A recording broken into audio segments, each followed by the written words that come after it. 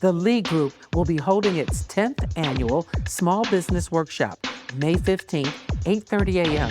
at the Corner Ballpark, 1680 Michigan Avenue in Detroit.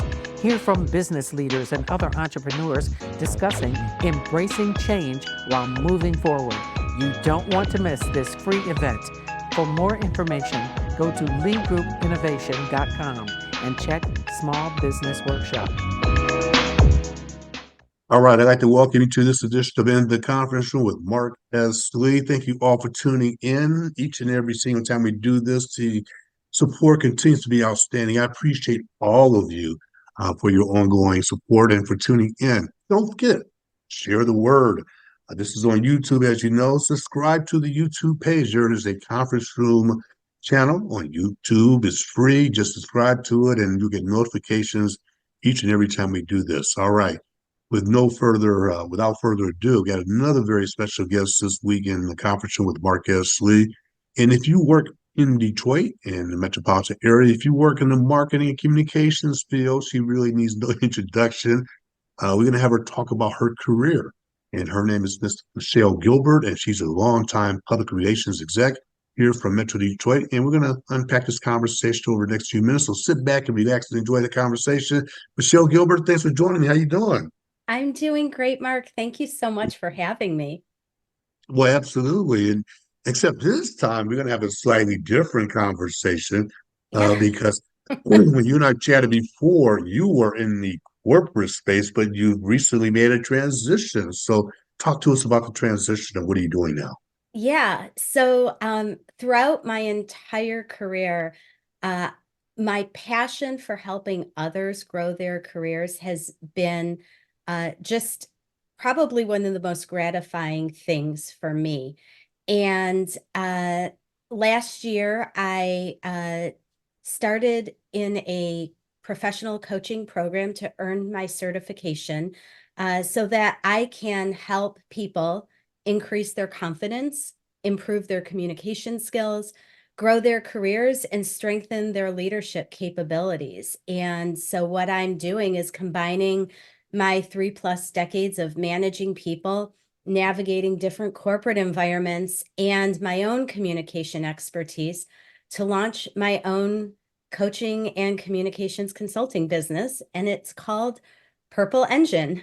Purple Engine Yes, Coaching and go ahead. Consulting. I'm going to ask you Purple Engine. Every time I think of a Purple Engine, talk to us about the name. How did you come up with it? Sure. So there's a story there. So the color purple represents wisdom and power, and these are qualities that I believe each of us possess.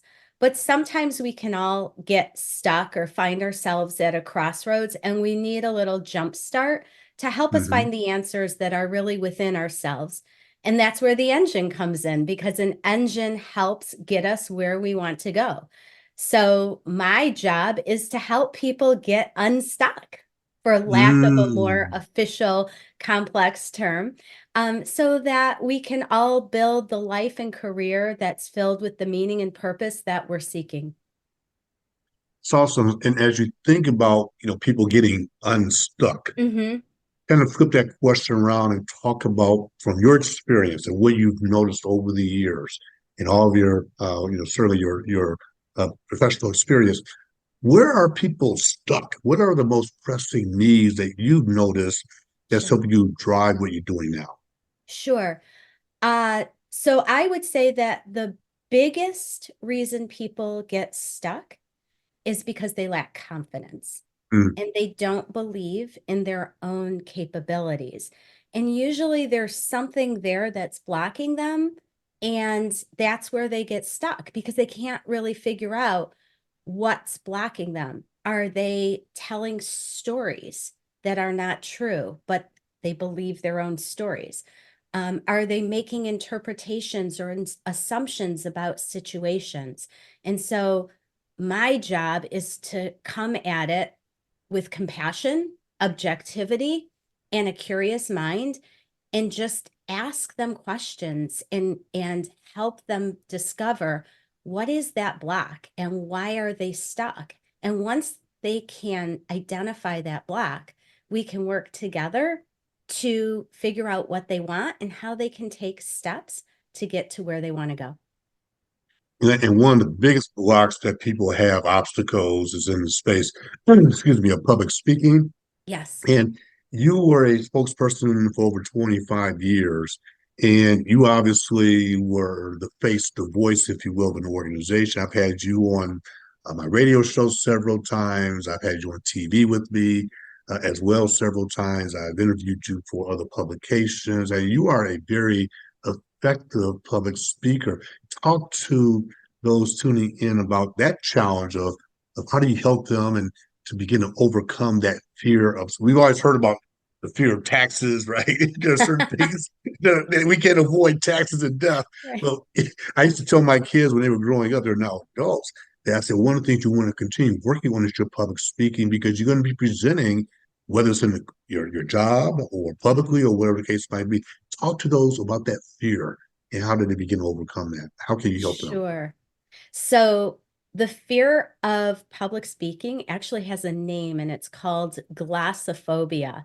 And believe it or not, people are more afraid of public speaking than they are of spiders and Mm, dying, believe it or not, which is crazy to me. But I do understand. And I think what it boils down to is if you don't have a lot of experience with public speaking and all of a sudden you're put in a position where you need to give a presentation to a bunch of leaders or people that you've never met before, and you're not getting any guidance, that can be very intimidating. And if you think about it, let's break it down.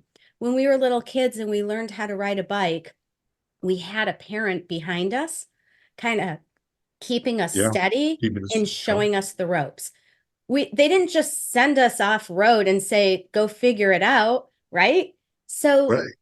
when we have new leaders in our organization, it's really important that we help them understand how to become a confident and impactful speaker. And so that is one of the things that I'm doing, is working with people one-on-one on their presentation skills, as well as going into organizations and taking a group of new leaders or high potentials and helping them in a group setting to understand.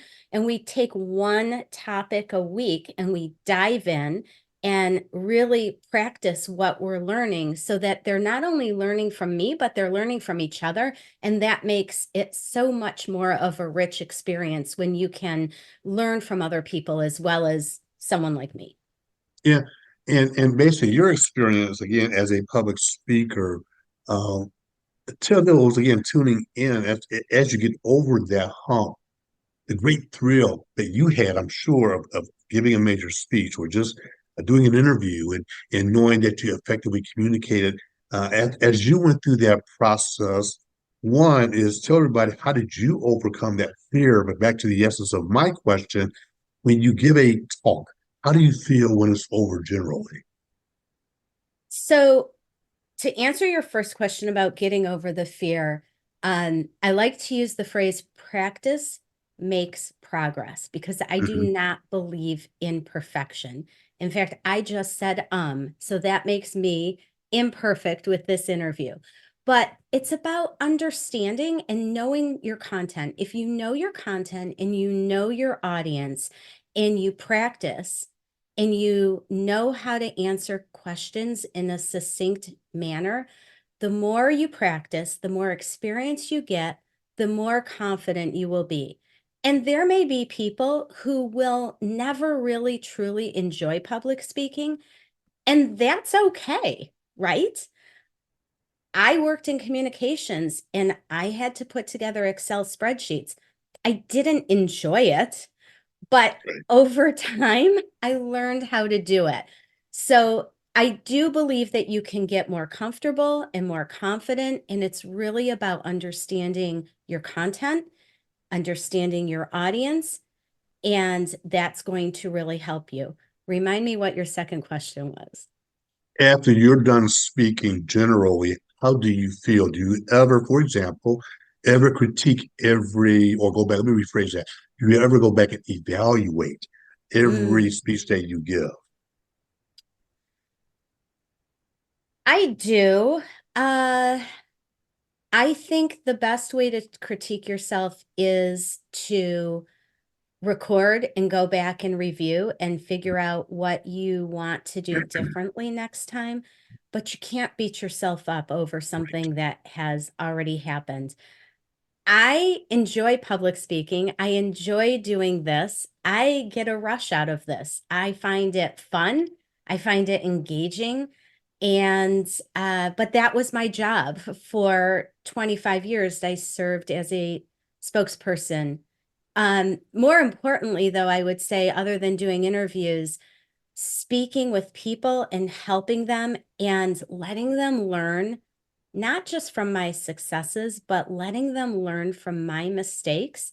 That's where I get a real rise, because we can all learn from people's successes. There's millions of books out there learning from people's successes. I want people to learn from the mistakes that I've made and how I've been able to pull myself up from those mistakes. Two key points I want to reinforce that I think are very important.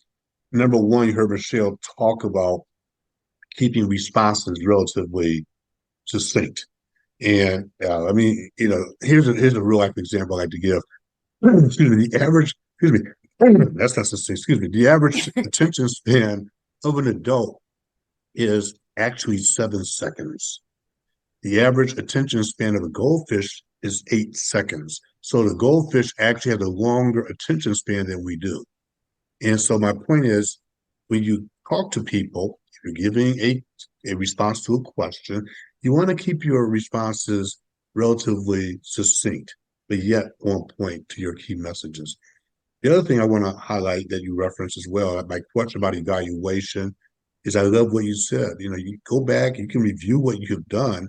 I do it all the time. Every interview that I do, even when I'm doing the TV stuff on Strictly Business or whatever I do on radio or the podcast here, uh, I go back and review every single interview that I've done.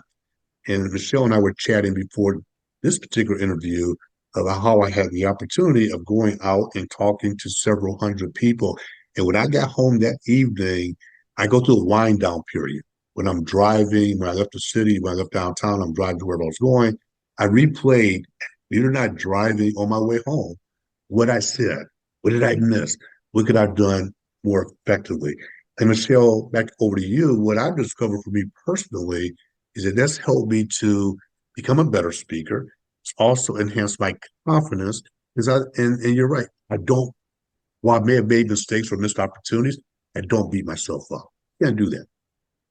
No, you can't do that because we're not perfect. We are human beings. And that's why I go back to practice makes progress. The Yeah. more you practice something, whatever it is, whether you enjoy doing it or you don't enjoy doing it, the more you practice, the more you invest in yourself, the more confident you're going to be, and you're going to deliver a better presentation. Well, as we begin to wrap up, what are the other opportunities that you focus on in terms of training or helping individuals from a business perspective beyond public speaking as well? Sure. So, one other area that I am particularly passionate about is helping the younger generation. Mhm. Graduating college students are seeking guidance and support with professional networking, job searching, and transitioning to a new culture. Young professionals who are in their first job, but they're looking to increase their confidence and maybe grow their careers into that next position and really better understand their new business environment. And then there's new leaders. We promote people into leadership positions, and we're not giving them enough skills and tool sets and support so that they can navigate the challenges and responsibilities of their new role, particularly around communication, communicating with transparency, having a difficult conversation with somebody who reports to you, managing up to your boss or other leaders in your organization. These are all critical communication skills that we need to help new leaders navigate so that they can do it well and that they can succeed and they can become great leaders. Well, how can people get information? I mean, this is a great conversation. We wanted to give her an opportunity to certainly share what her business is now, and hopefully you piqued a lot of people's interest. So, what is the information and website, whatever the case might be? Sure. How can people get in touch with you and find out more about what you're doing? So people can find out more information about myself and why I started Purple Engine at www.purpleenginecoaching.com. And of course, people can email me direct at Michelle, that's Michelle, 2 L's, at purpleenginecoaching.com. Michelle Gilbert, this is awesome. Congratulations for making that leap of faith and starting your business. And I know that you're going to do very well. Thank you, Mark. Thank you for the kind words and the support, and for being a entrepreneurial mentor to me. You've shared a lot of your wisdom with me, and I am so appreciative, even though I couldn't pronounce the word entrepreneurial. And there are many words I mispronounce as well. I want to take this opportunity to thank Michelle Gilbert one more time, and I want to thank all of you for tuning into this week's In the Conference Room with Mark Esley. As I said at the beginning of the show, the interview, the podcast, go ahead to the YouTube channel and hit the subscribe button. Just subscribe to In the Conference Room with Mark Esley. Every time we do this, you will be notified, and just tune in and feel free to spread the word. In the meantime, go out, make it a great day, make it a great week, and we will check you out next time in the conference room with Mark Esley. See you soon. The Lee Group will be holding its 10th annual Small Business Workshop, May 15th, 8:30 a.m. at the Corner Ballpark, 1680 Michigan Avenue in Detroit. Hear from business leaders and other entrepreneurs discussing embracing change while moving forward. You don't want to miss this free event.